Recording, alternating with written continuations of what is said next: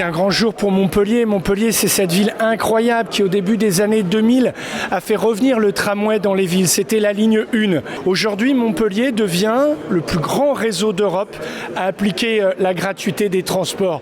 Nous volons avec beaucoup d'amitié à Tallinn ce titre en Europe et à Dunkerque pour le titre de France. Mais nous espérons le donner en partage à d'autres réseaux qui demain feront le choix de la gratuité des transports. C'est un grand jour pour tous les habitants de la métropole, ceux et celles qui sont confrontés aux difficultés de pouvoir d'achat et souvent qui n'arrivent pas à vivre correctement de leur travail.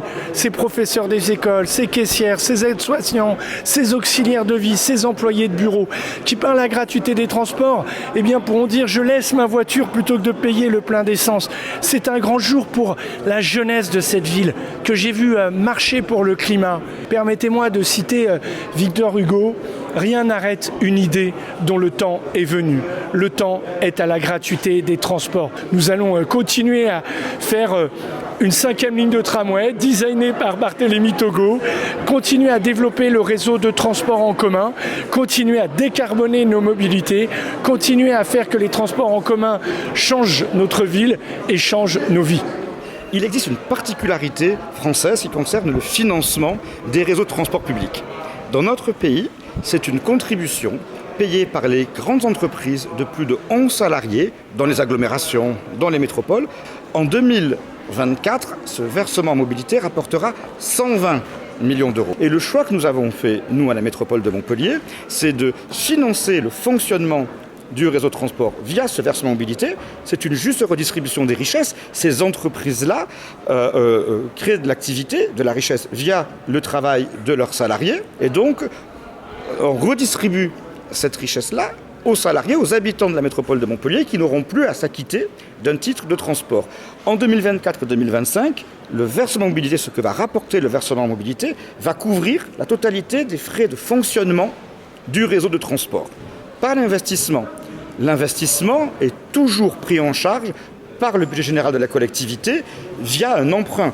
Et pour que les personnes qui nous écoutent arrivent à se repérer, ce que la métropole récupère en impôts payés par les habitants, c'est 2 millions d'euros.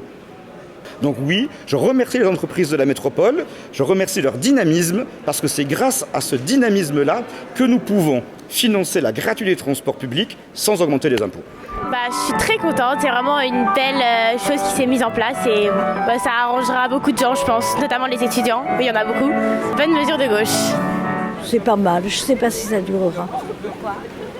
Parce que quand même, il faut bien payer le conducteur, il faut bien payer les réparations. Et à Toulouse, par exemple, il y avait eu un tram gratuit et ça n'a pas duré. Ça n'a pas pu durer. Je pense qu'il y a d'autres villes qui ont initié aussi ce genre de gratuité pour les transports en commun, mais je pense que Montpellier innove avec une gratuité totale pour tout le monde, tous les habitants de l'agglomération.